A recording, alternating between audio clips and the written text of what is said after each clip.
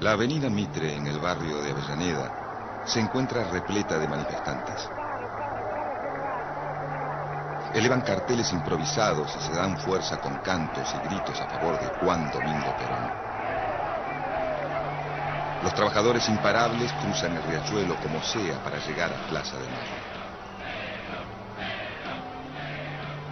El hombre por quien el pueblo clama es trasladado desde la isla Martín García, en donde se encuentra preso, hacia el hospital militar.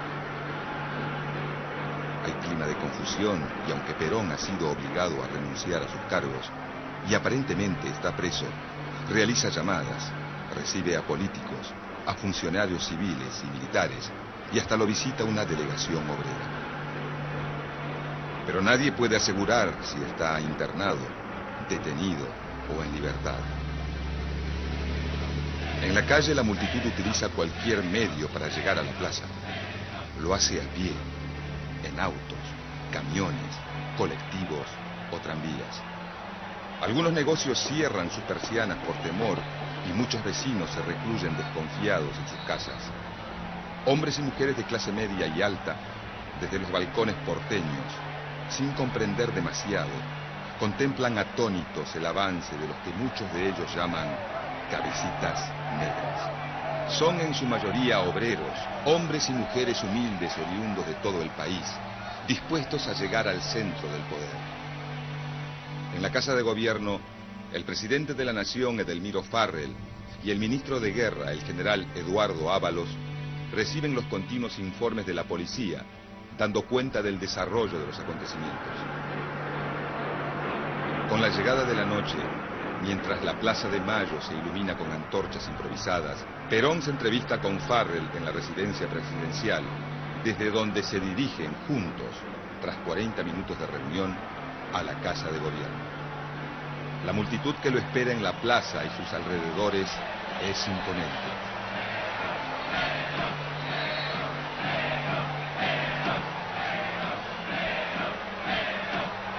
En aquella noche del 17 de octubre de 1945, varios cientos de miles de personas están dispuestas a quedarse en la plaza hasta que su nuevo líder salga al balcón. Es el comienzo de una nueva era en la historia argentina.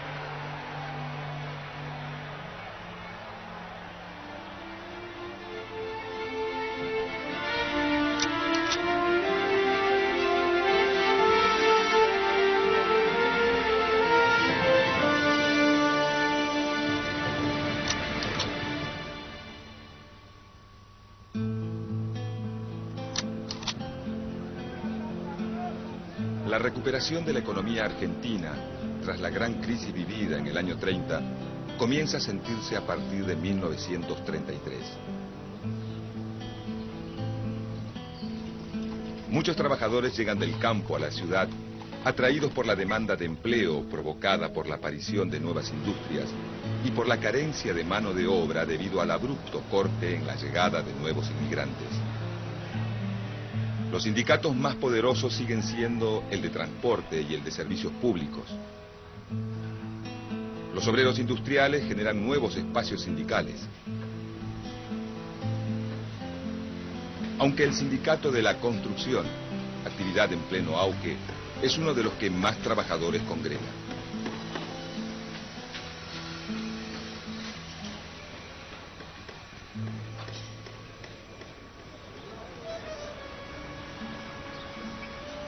Ante las presiones sindicales, el Estado, aunque recurre a la represión para acallar las protestas de los distintos gremios, concede mejoras en algunos grupos obreros, como el sábado inglés o la indemnización por despido y las licencias por enfermedad para los empleados de comercio.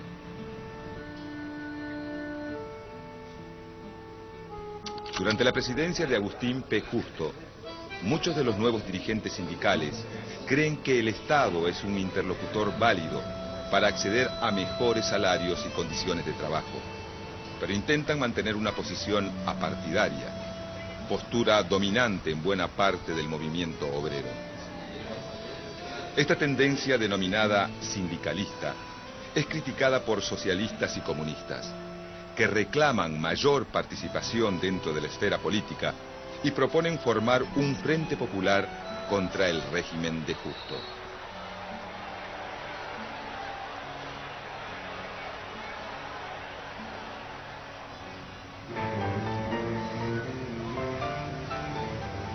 En elecciones fraudulentas se impone la fórmula Roberto Ortiz-Ramón Castillo, que asume la presidencia en febrero de 1938.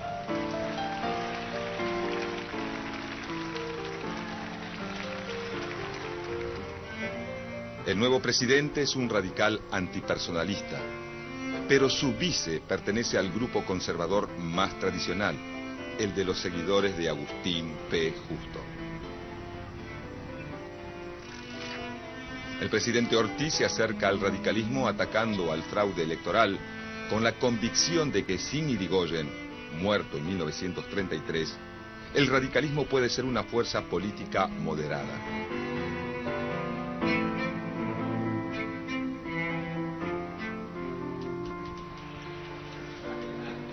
Como muestra de su deseo de respetar la voluntad popular, hace intervenir las provincias de Catamarca y Buenos Aires, donde los conservadores se habían impuesto en las elecciones, una vez más mediante el fraude.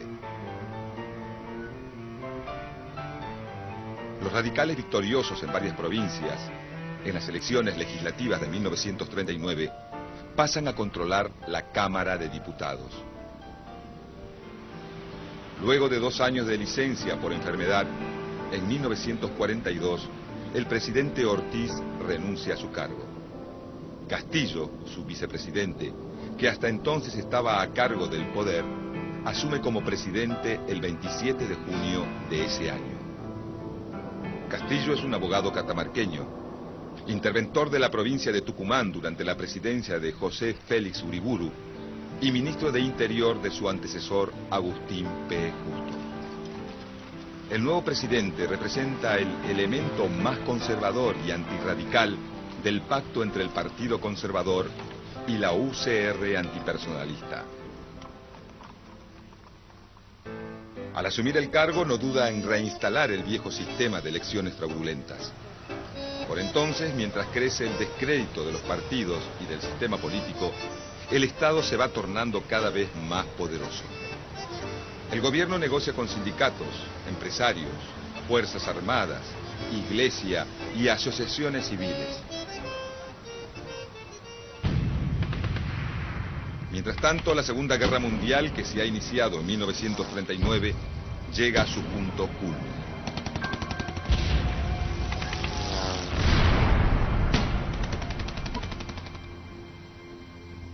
La República Argentina ha declarado, como es notorio, su neutralidad frente a la actual guerra europea y ha de cumplirla estrictamente.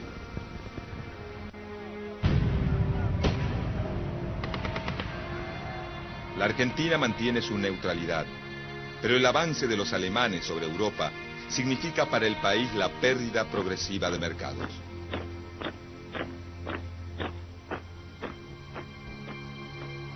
Las consecuencias para la economía argentina son importantes.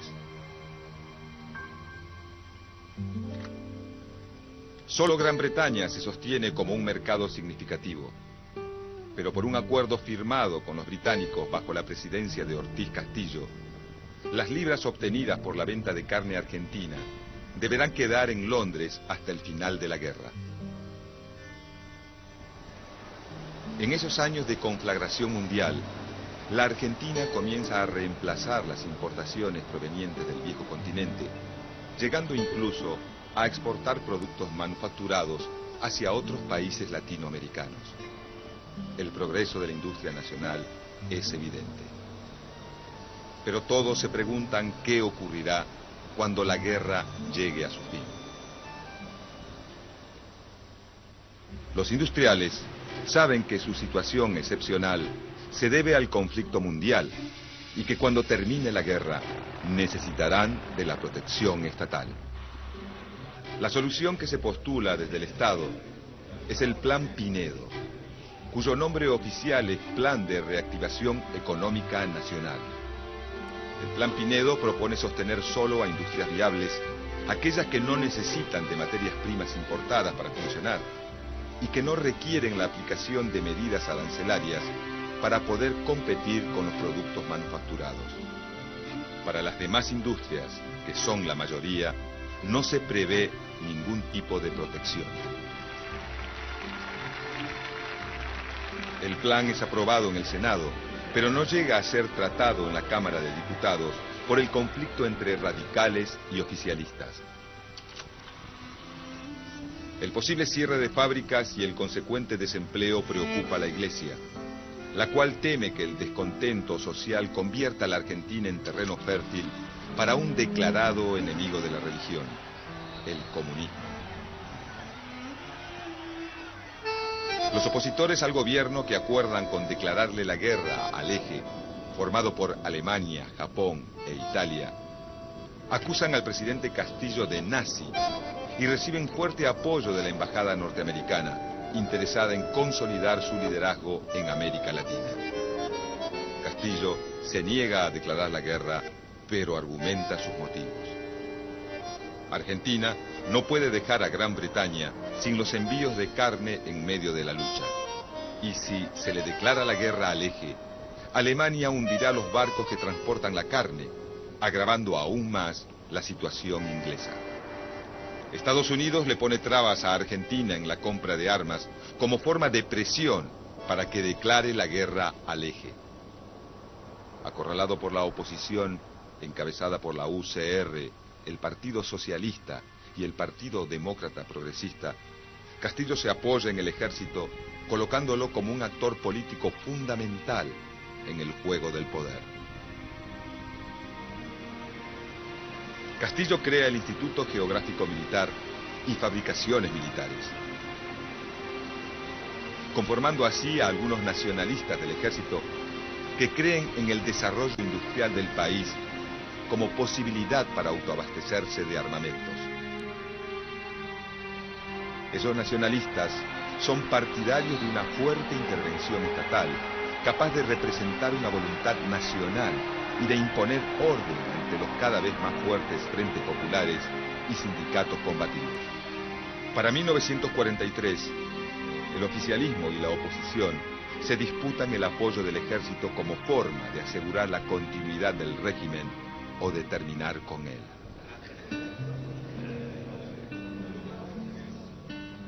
Los radicales ofrecen al general Pedro Ramírez, quien se desempeña como ministro de Guerra de Castillo, la candidatura presidencial para las próximas elecciones, que se realizarían a fines de 1943. El presidente, en represalia, exige la renuncia del ministro Ramírez, pero Castillo ya ha perdido el poder real. Son ahora las Fuerzas Armadas las que manejan los verdaderos hilos del poder y reaccionan derrocándolo con un golpe de Estado el 4 de junio de 1943.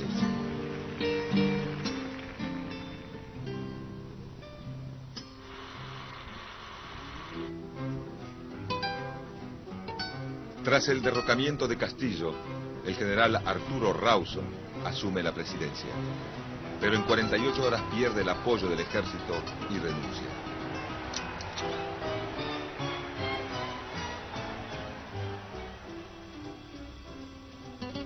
Entonces es Pedro Ramírez quien lo sucede y el Ministerio de Guerra pasa a ser controlado por un grupo de oficiales que conforman la logia GO.